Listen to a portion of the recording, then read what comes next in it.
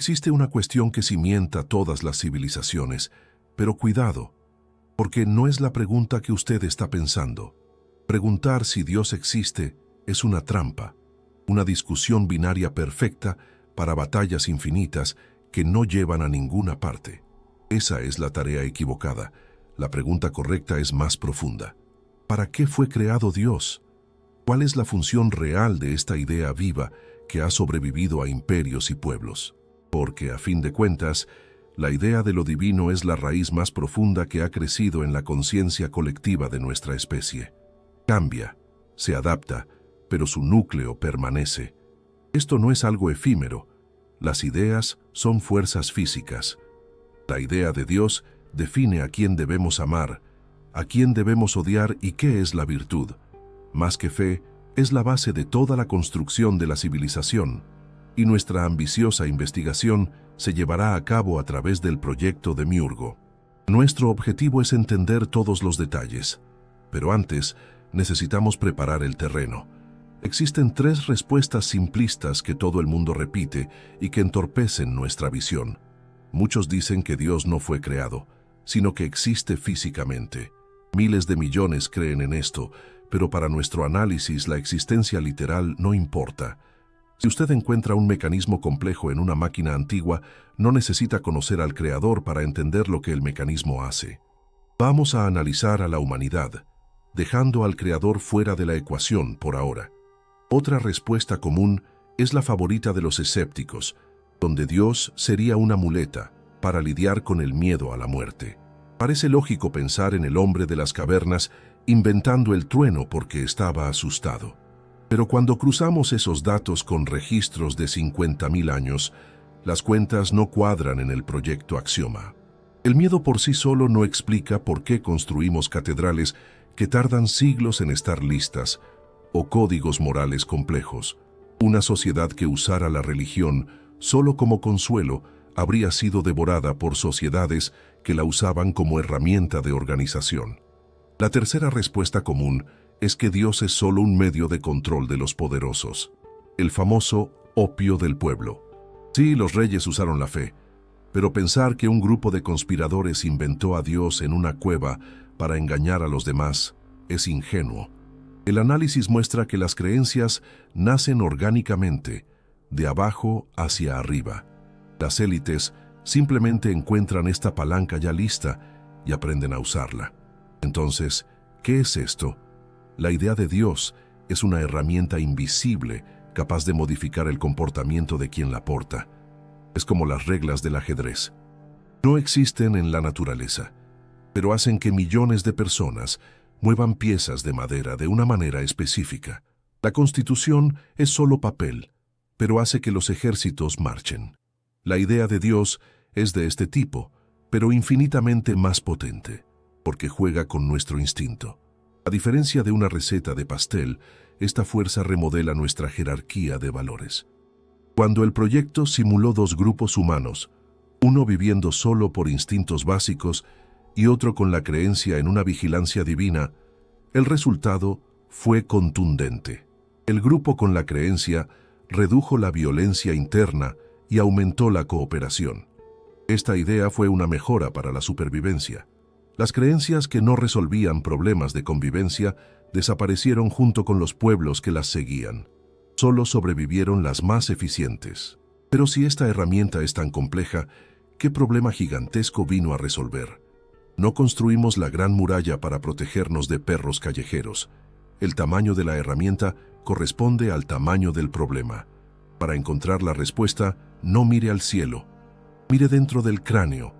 Necesitamos entender el terreno donde brota esta semilla, el cerebro humano, y nuestro cerebro no fue diseñado para buscar la verdad o la lógica perfecta. Fue diseñado para mantenernos vivos hasta mañana. Hace 50.000 años, usted es un ancestro en la sabana africana. La hierba alta se mueve y escucha un crujido seco. Su cerebro solo tiene 2 opciones de interpretación en ese segundo. Puede ser solo el viento, o puede ser un león al acecho. Si usted asume que es un león pero es solo el viento, comete un error. Corre, gasta energía, siente miedo en vano, pero sigue vivo. Ahora, invierta la situación. Si asume que es el viento, pero en realidad es un león, comete un error fatal. Muere y su genética sale del juego para siempre.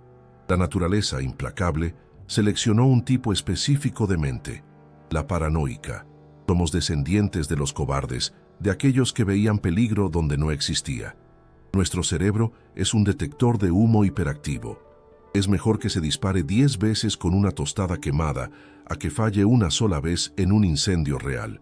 Esta característica biológica nos hace ver intención en todo. Donde hay un ruido, hay alguien. Donde hay un movimiento, hay una voluntad. No podemos ver un evento sin imaginar a un agente detrás de él. El rayo no cae por casualidad. Alguien lo lanzó. La sequía no ocurre por el clima. Alguien la causó. Este fallo de percepción, este exceso de vigilancia, es la fundación biológica de todo lo que vendría después. Pero ver sombras en la hierba solo explica el inicio, el miedo a los espíritus de la naturaleza. Esto explica al chamán y al amuleto, pero no explica al sacerdote y al templo. Para salir de la sabana y construir imperios, para transformar este miedo instintivo en una fuerza capaz de erigir pirámides, algo más tenía que suceder. Nuestro cerebro paranoico preparó el terreno fértil, pero fue un evento específico el que obligó a la humanidad a organizar esos fantasmas en algo más grande. Fue el momento en que la supervivencia exigió más que reflejos rápidos. Fue ahí donde comenzó la verdadera ingeniería, transformando la paranoia en poder. Dejamos a nuestro ancestro congelado en la sabana, con el corazón acelerado, mirando la hierba alta. Sobrevivió porque su cerebro cometió un error a propósito. Vio un león donde solo había viento. Vio una intención donde solo había azar. Esa paranoia le salvó la vida, pero hizo algo mucho más profundo. Plantó la semilla de todos los dioses que llegarían a existir. Esta vigilancia excesiva es la base, el instinto en bruto. Pero para transformar un simple susto en la sabana en una religión compleja, el cerebro humano necesitó activar 3 claves mentales al mismo tiempo. El proyecto identificó estos 3 pilares en la forma en que funciona nuestra mente. Ellos transforman el mundo físico en un mundo mágico. Todo comienza con la detección de agentes. Es el mecanismo que grita, hay alguien ahí. Para nosotros, nada sucede por sí solo. Si una rama se rompe, alguien la pisó. Si una piedra rueda, alguien la empujó. El mundo nunca es pasivo. Siempre es el resultado de la acción de alguien. Pero esto por sí solo es solo instinto animal. El salto humano ocurre en el siguiente paso. El segundo pilar es la teoría de la mente. Es nuestra capacidad única de mirar a otra persona y entender que tiene pensamientos, deseos y estados de ánimo, al igual que nosotros. Es lo que nos permite tener empatía o engañar a un rival. El problema o la magia ocurre cuando aplicamos esta herramienta humana a cosas que no son humanas. Si el viento tiene una intención, entonces el viento debe tener una mente. Si el volcán entró en erupción, debe estar enojado. Si el río se secó, debe estar ofendido. De repente, la naturaleza deja de ser un conjunto de fenómenos físicos indiferentes y se convierte en una sala llena de personalidades invisibles y temperamentales. El mundo se vuelve un gran teatro social. Con esto, algo inevitable sucede. Si el río tiene una personalidad y deseos, entonces yo puedo negociar con él. Puedo hacer un trato. Yo te doy esta flor o esta cabra y tú me das peces y no ahogas a mis hijos.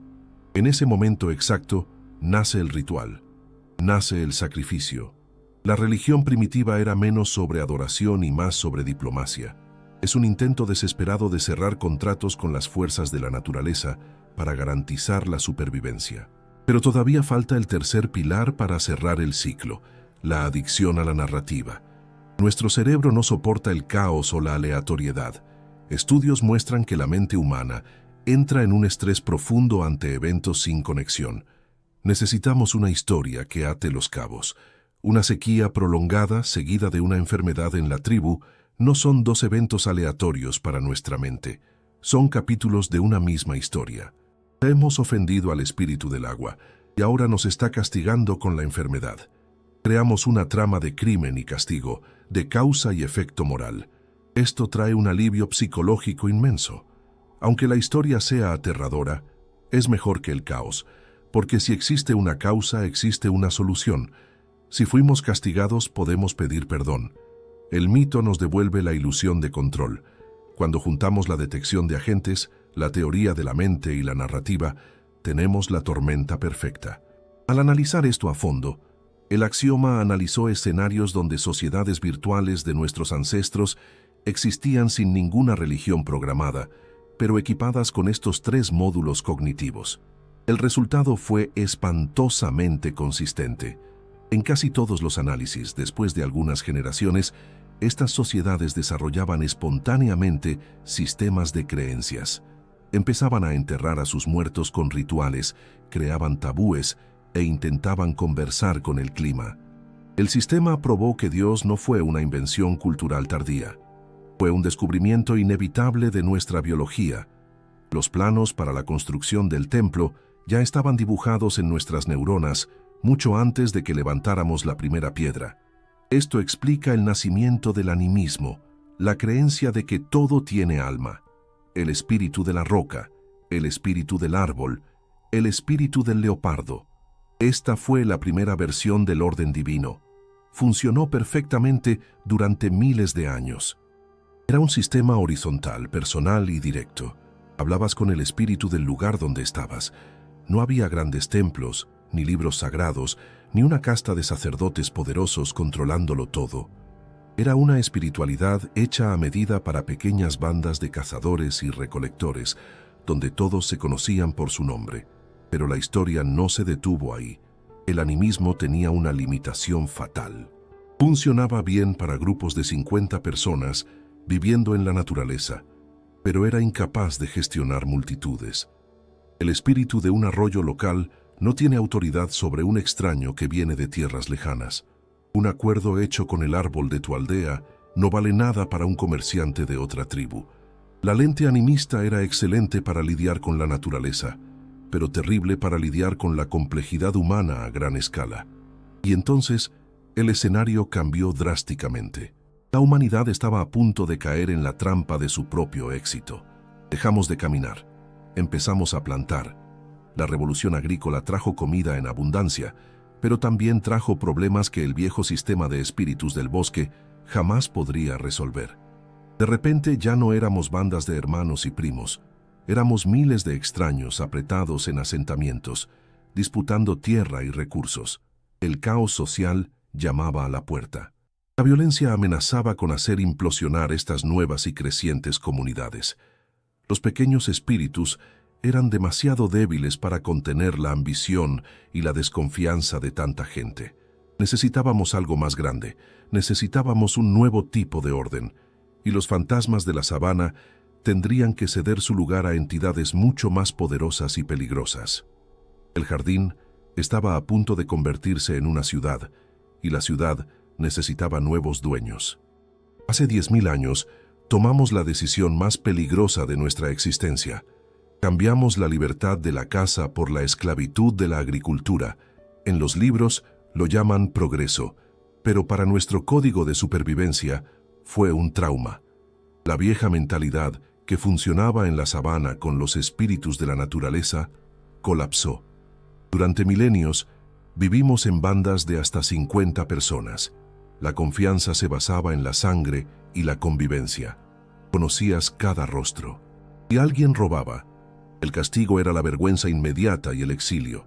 La reputación era la única seguridad necesaria. Pero el trigo cambió las reglas. La agricultura permitió acumular comida, generando una explosión demográfica. Los campamentos se convirtieron en ciudades con miles de habitantes. Por primera vez, el ser humano estaba rodeado por mareas de desconocidos.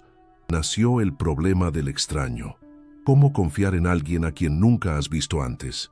¿Cómo hacer intercambios si no sabes si su palabra será cumplida?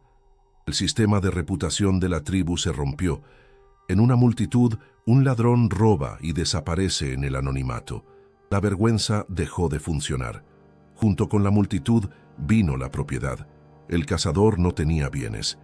El agricultor tiene silos y tierras. Surgió la desigualdad.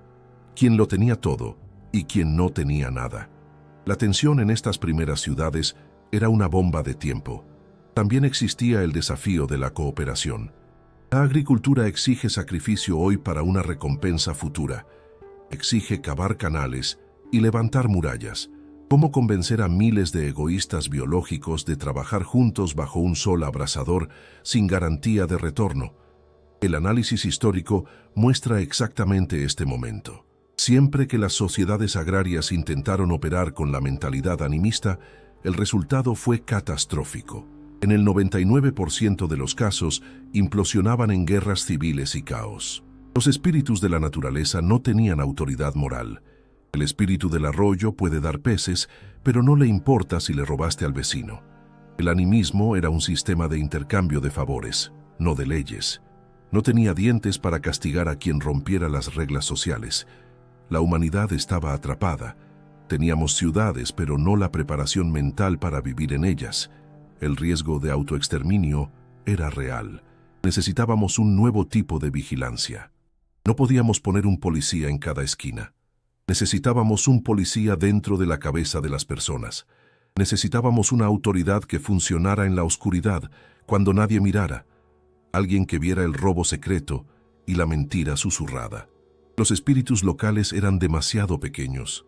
La nueva escala exigía dioses con jurisdicción total. En ese momento todo cambió. La creencia sufrió su primera transformación dirigida. Dejamos de negociar con la naturaleza y pasamos a crear la burocracia divina. Nació el imperativo del orden. Los dioses se convirtieron en legisladores y jueces. Ganaron nombres y funciones específicas. Surgieron los panteones. Si querías que un contrato se respetara, jurabas por el Dios de la justicia. Si querías proteger tu tierra, invocabas al Dios de los límites. Esto resolvió el problema del extraño. Si yo creo en Zeus y usted también, y ambos creemos que castiga a los mentirosos con rayos, podemos negociar. Creamos una moneda de confianza. La fe común en un vigilante invisible permitió la cooperación entre desconocidos. El miedo, que antes nos protegía de los leones, fue redirigido. Ahora el depredador estaba en el cielo, observando la moralidad. La paranoia evolutiva fue utilizada para crear cohesión social, pero esta solución trajo efectos secundarios. Para sostener a estos dioses, no bastaba con una fruta en el río. Exigían instituciones. El templo surgió como el primer banco, notaría y ayuntamiento. Los sacerdotes se convirtieron en la primera clase de burócratas, ostentando el monopolio de la voluntad divina. El sistema se volvió rígido. La sociedad prosperó, pero creó una jerarquía donde el poder fluía del cielo a la tierra, aplastando la base. El politeísmo, la creencia en muchos dioses organizados, fue la tecnología social que permitió a Sumeria, Egipto y Babilonia. Fue el modelo que transformó aldeas en imperios. Pero tener muchos jefes en el cielo crea el mismo problema que tener muchos jefes en la tierra. La competencia entre los dioses apenas comenzaba. El sistema de orden funcionaba, pero era inestable. Para dominar el mundo, el sistema necesitaría volverse aún más agresivo. El politeísmo fue un éxito rotundo. Sacó a la humanidad del lodo de la anarquía y la colocó en los escalones de mármol de la civilización. Gracias a dioses especialistas, uno para la guerra, otro para la cosecha, otro para el comercio, logramos construir ciudades complejas. Cada dios era como un ministro de un gobierno celestial, gestionando un departamento de la vida humana. Pero este sistema tenía un grave fallo en su núcleo. Reflejaba exactamente la política de la tierra, un caos de ciudades-estado luchando entre sí. El dios de mi ciudad era rival del dios de su ciudad. Marduk protegía a Babilonia, mientras que otro dios protegía a la ciudad vecina. La guerra en la tierra era vista como un reflejo de una guerra en el cielo.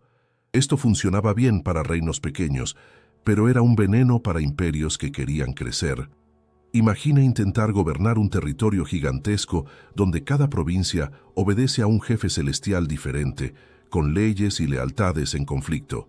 Era una pesadilla administrativa. Un imperio necesita unidad, no un parlamento de divinidades discutiendo todo el tiempo. Para que la civilización diera el siguiente salto, para conquistar continentes enteros, la creencia divina necesitaba una limpieza. Necesitaba eliminar la competencia. Egipto fue el primero en intentar implantar esta nueva visión, con el faraón Akenatón. Él miró el panteón repleto de dioses con cabeza de animal y decidió despedirlos a todos. Declaró que solo existía Atón, el disco solar. Fue una jugada audaz para centralizar el poder absoluto, pero fracasó. El sistema inmunológico de la sociedad rechazó el trasplante. Los sacerdotes antiguos eran demasiado fuertes y el pueblo no estaba listo para abandonar a sus viejos protectores. Akenatón fue borrado de la historia, pero la idea, el virus de un Dios único, no murió. Encontró un huésped improbable en una pequeña tribu nómada en el desierto, apretujada entre superpotencias, los hebreos. Los textos antiguos muestran algo fascinante.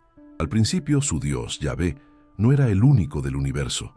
Era solo el Dios de ese pueblo específico, un Dios celoso que exigía lealtad total a cambio de protección contra los dioses de los vecinos, como Baal o Moloch. Era un contrato de exclusividad militar. Yo lucho por ustedes, y ustedes no adoran a nadie más. Con el tiempo, esta idea evolucionó hacia algo radical. Si nuestro Dios es el más fuerte, entonces los otros dioses no son solo débiles, no existen. Son fraudes, son demonios. Y de repente, el cielo quedó vacío, excepto por una única autoridad suprema. Nacía el monoteísmo, y con él nacía la estructura de poder más eficiente jamás creada. Piense en la ventaja estratégica. En el politeísmo, las leyes podían ser confusas y contradictorias. En el monoteísmo, la ley es absoluta porque proviene de una fuente única. No hay debate. El código moral, como los 10 mandamientos, se vuelve universal. No matarás ya no es un consejo local, es una orden cósmica. Además, el monoteísmo creó la validación final para los reyes terrenales. Si existe un solo Dios en el cielo gobernándolo todo, entonces el rey en la tierra es su espejo. El emperador deja de ser solo un hombre fuerte con un ejército y se convierte en el ungido, el representante de la voluntad divina. Desobedecer al rey se convirtió en pecado. Esta estructura fue la clave para la expansión imperial. Cuando Constantino adoptó el cristianismo para el Imperio Romano, no lo hizo solo por fe. Era un genio político. El viejo panteón romano estaba agotado y fragmentado. El imperio necesitaba un nuevo pegamento para unir a pueblos desde Britania hasta Siria. El concepto de un dios, un imperio, un emperador era irresistible. Permitía estandarizar la lealtad. Un soldado en la Galia y un comerciante en Egipto podían no hablar el mismo idioma, pero rezaban al mismo Dios y obedecían al mismo representante suyo en la tierra. La religión se convirtió en la infraestructura invisible del Estado. Pero el monoteísmo trajo una nueva arma, una que el mundo politeísta desconocía: la intolerancia sagrada. En el mundo antiguo, si conquistabas una ciudad, simplemente añadías sus dioses a tu colección.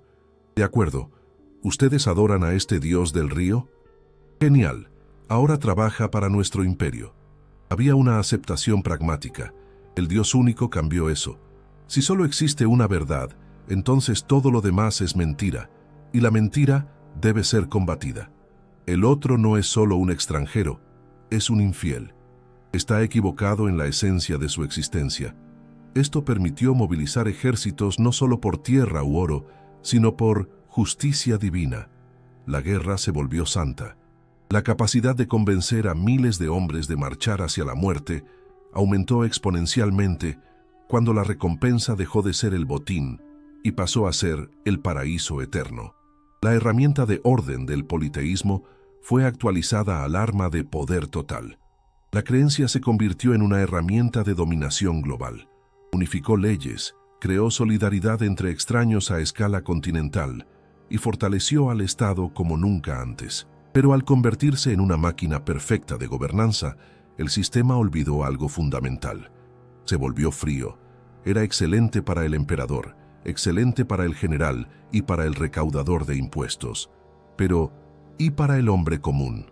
La estructura de poder era una fortaleza de piedra, impenetrable y eficiente, pero dentro de ella, el alma humana continuaba aterrorizada y solitaria. La estructura había conquistado el mundo, pero aún no había conquistado totalmente el corazón. Faltaba una pieza final para hacer la sumisión dulce y voluntaria. Faltaba la promesa que haría que el sufrimiento valiera la pena. La estructura de poder estaba completa. El monoteísmo había entregado a los emperadores la llave maestra del control social. Un dios, un rey, una ley. Era una estructura de acero, capaz de mantener a millones de personas en orden, marchando y pagando impuestos. La eficiencia burocrática y militar era innegable, pero había un vacío frío en el centro de esta máquina. El sistema era excelente para gestionar lo colectivo, pero fracasaba miserablemente con el individuo. Si usted fuera un campesino en la Edad Media o un esclavo en Roma, la estructura imperial le decía que obedeciera, trabajara y muriera por el Estado. Pero, ¿qué le ofrecía a cambio de su sufrimiento diario? La vida era brutal. Las enfermedades se llevaban a sus hijos antes de que aprendieran a caminar. El hambre era una visita constante. La injusticia era la norma, donde el fuerte tomaba del débil y no había a quién recurrir. Ante este escenario de dolor casi garantizado, la mente humana comenzó a hacer una pregunta peligrosa para cualquier sistema de poder. ¿Por qué debo continuar? Si la vida es solo sufrimiento seguido de la aniquilación total, la obediencia pierde sentido. El nihilismo, la creencia de que nada importa, es el mayor enemigo de cualquier civilización. Un hombre que no ve sentido en la vida es un hombre que no tiene nada que perder. Y los hombres sin nada que perder son incontrolables. El modelo necesitaba una nueva adaptación urgente. Ya no una corrección de orden o de poder, sino una corrección de significado. Necesitaba algo que explicara el dolor y lo transformara en algo útil. Fue aquí donde el sistema ejecutó su maniobra más brillante y humana, la invención del alma inmortal y del juicio final. Hasta entonces, en muchas culturas antiguas, el más allá era un lugar sombrío y aburrido, como el Hades griego o el Sheol hebreo antiguo, donde todos, buenos y malos, se convertían en sombras sin memoria. No había una recompensa real, pero la nueva doctrina reescribió el destino humano. Introdujo una idea revolucionaria, diciendo que la vida material no es el evento principal. Es solo una prueba, es una antesala, una sala de espera corta e incómoda antes de la verdadera existencia. Esto lo cambió todo. De repente la pobreza ya no era un fracaso, era una prueba espiritual. La enfermedad no era mala suerte biológica, era una prueba de fe. La injusticia sufrida a manos de un tirano no quedaría impune porque habría un tribunal supremo al final de los tiempos, donde ningún soborno funcionaría. Esta idea es el generador de esperanza. Es un mecanismo psicológico genial que permite al ser humano soportar lo insoportable. Piense en el impacto de esto en la estabilidad social. Si usted cree que el rico opresor sufrirá por toda la eternidad y que usted, el pobre honesto, heredará el paraíso, su ira revolucionaria disminuye, gana una paciencia infinita. Esto terceriza la justicia al más allá, evitando revueltas sangrientas en el aquí y ahora. El cristianismo y el islam perfeccionaron este concepto, democratizaron la eternidad. Antes, solo los faraones y los héroes podían aspirar a vivir con los dioses. Ahora, cualquier esclavo, cualquier mendigo, cualquier persona olvidada por el sistema podía convertirse en un príncipe en el reino de los cielos. Todo lo que necesitaba hacer era seguir el código. Esto creó una lealtad que ninguna espada podría forzar. El Imperio Romano podía quebrar el cuerpo de un mártir, pero no podía quebrar su voluntad, porque el mártir operaba bajo una lógica en la que la muerte era un ascenso. ¿Cómo derrotas a un enemigo que cree que morir es una ganancia? No lo derrotas. La historia identifica este momento como el punto en que la religión completó su invasión total. Ya controlaba el miedo en la sabana, la cooperación en las primeras ciudades y la política en los imperios. Ahora controlaba la esperanza y el miedo más profundo de todos. El miedo a dejar de existir, la muerte, el mayor terror biológico, fue reempaquetada como un producto de marketing. No temas a la muerte, teme lo que viene después si no sigues las reglas. El infierno se convirtió en la sanción final, el látigo invisible que mantenía a todos a raya incluso cuando la policía imperial dormía. Y el paraíso se convirtió en la zanahoria inalcanzable que hacía que todos siguieran tirando del carro. Esta construcción le dio un sentido narrativo a la vida humana. Ya no eres un accidente biológico en un universo indiferente. Eres el protagonista de un drama cósmico. Dios te está mirando. Al universo le importan tus decisiones morales. Cada acción tuya reverbera en la eternidad. Esto llena el vacío existencial con una densidad reconfortante. Así, el ciclo se cerró. La idea que comenzó como un error de percepción en la hierba alta de África se había convertido en la estructura que sostenía la psique de miles de millones. Nos protegió del caos, nos permitió construir maravillas, nos dio reyes y leyes, y finalmente nos dio un motivo para levantarnos de la cama en los días malos. Pero hoy en el siglo XXI, algo nuevo está sucediendo. El entorno donde vive esta creencia ha cambiado drásticamente. La ciencia comenzó a explicar el trueno, la medicina comenzó a posponer la muerte y la democracia comenzó a cuestionar a los reyes divinos. El viejo modelo se enfrenta a su mayor desafío. Estamos viviendo en un mundo que intenta desinstalar la estructura fundamental que nos trajo hasta aquí. La gran pregunta ahora es si estamos listos para vivir sin ella, o si el sistema va a colapsar.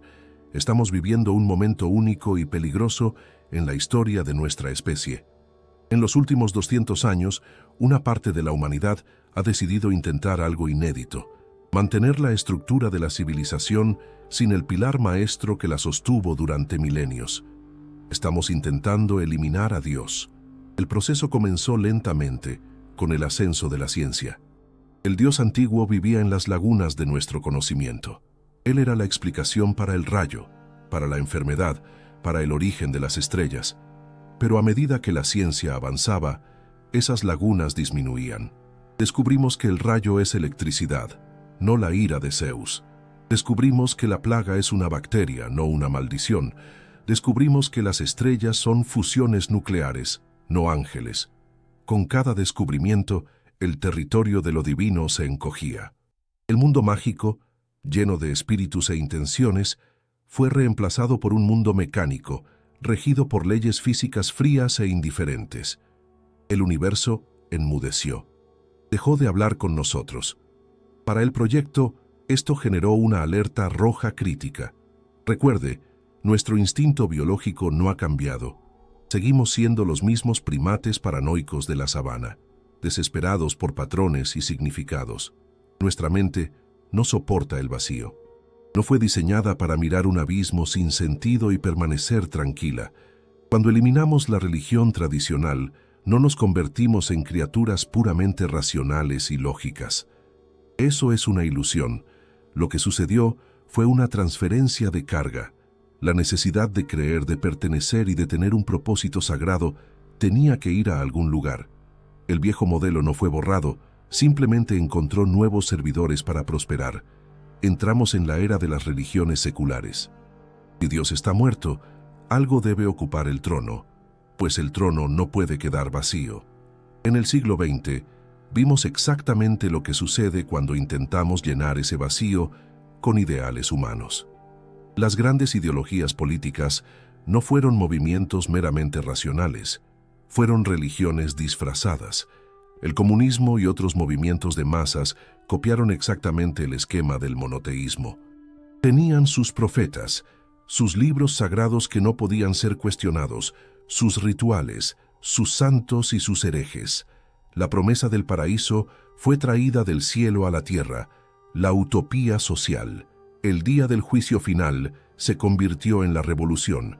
El pecado original se convirtió en la propiedad privada o la corrupción de la sangre, dependiendo de la ideología. El fanatismo que antes movía las cruzadas, ahora movía a los ejércitos políticos. El peligro brutal es que las religiones seculares son mucho más letales que las tradicionales. Las religiones antiguas prometían la perfección solo en el más allá.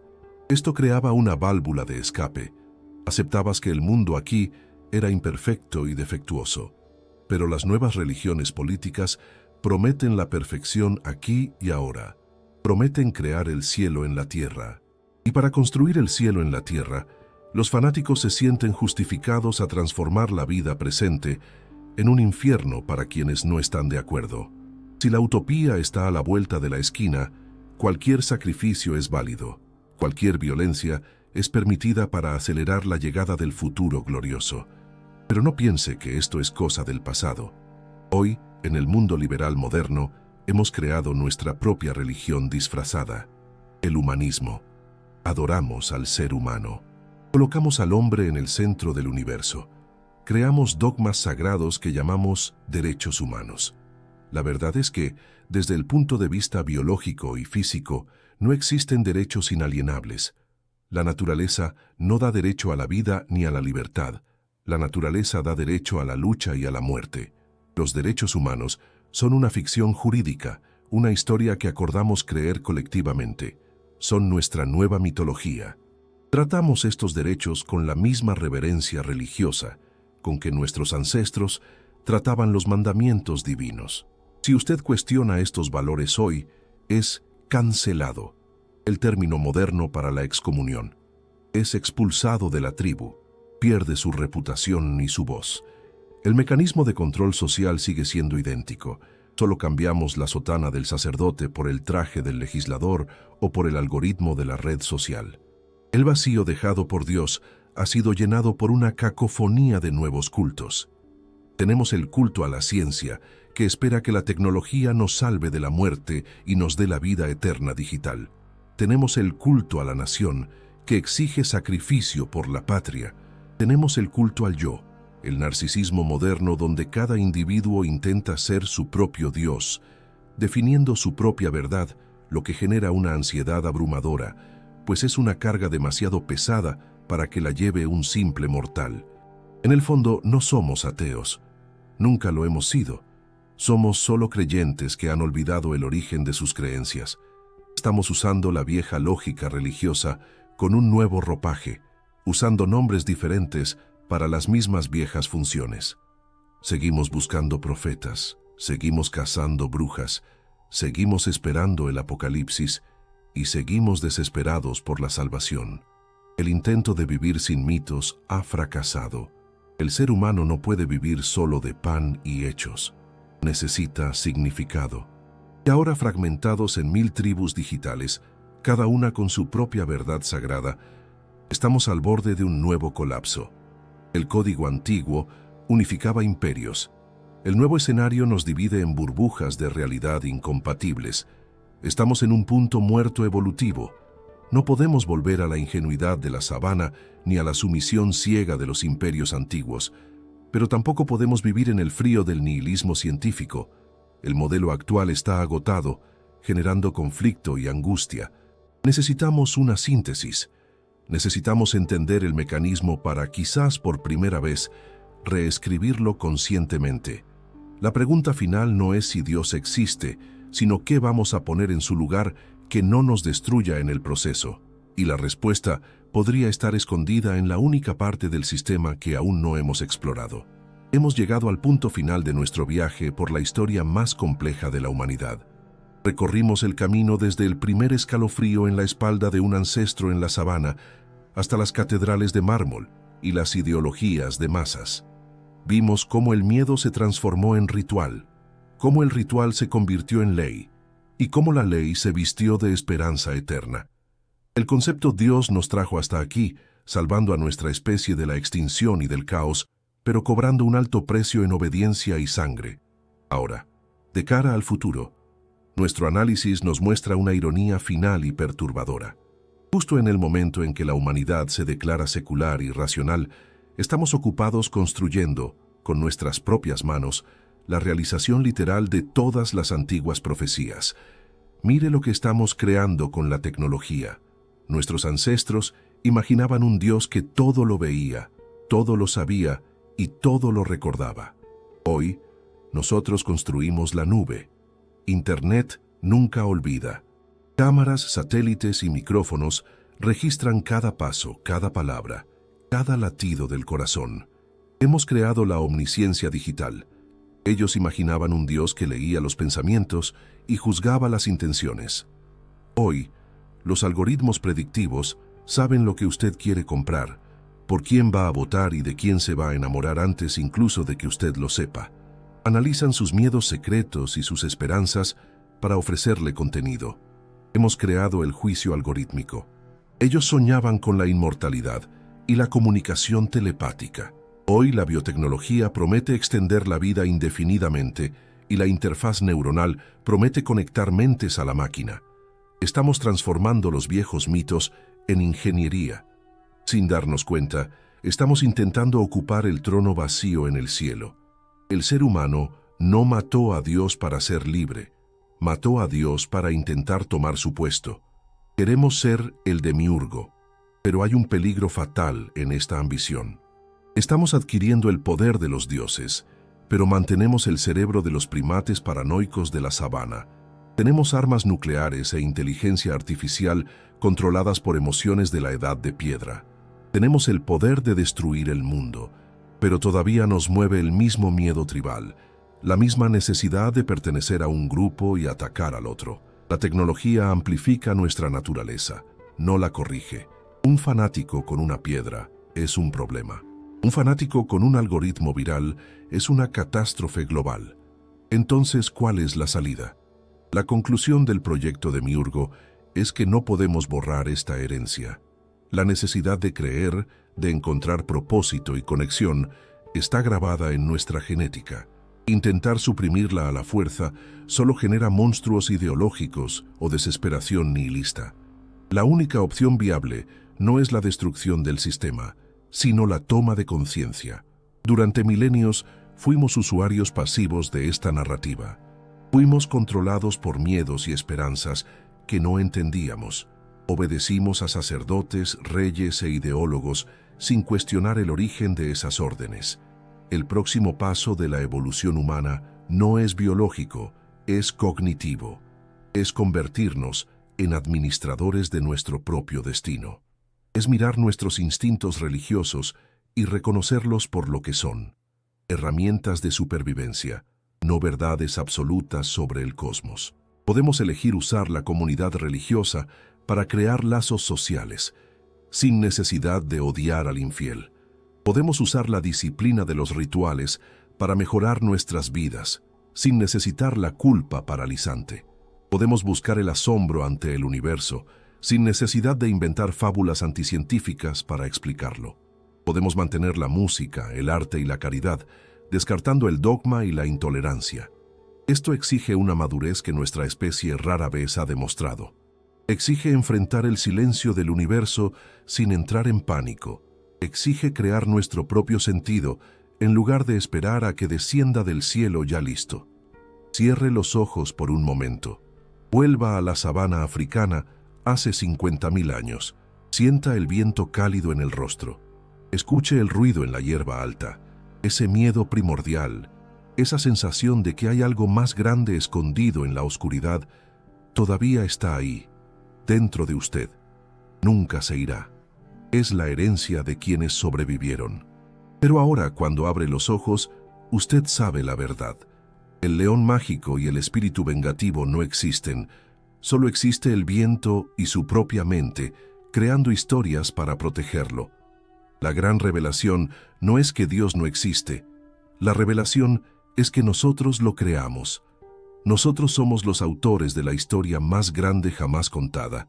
Y si nosotros la escribimos, nosotros tenemos el poder de editar el final. No necesitamos ser esclavos de nuestras antiguas creaciones. El proyecto Demiurgo concluye aquí su informe. El mecanismo ha sido abierto. Los engranajes han sido expuestos. La máquina que gobierna el mundo no es divina. Es humana, demasiado humana. Y ahora que usted sabe cómo funciona, la pregunta final ya no es ¿para qué fue creado Dios? La pregunta final que dejamos con usted es la siguiente. Ahora que tiene las llaves del sistema, ¿qué va a construir en su lugar? La historia de la humanidad está esperando el próximo capítulo. Y esta vez, los autores somos nosotros.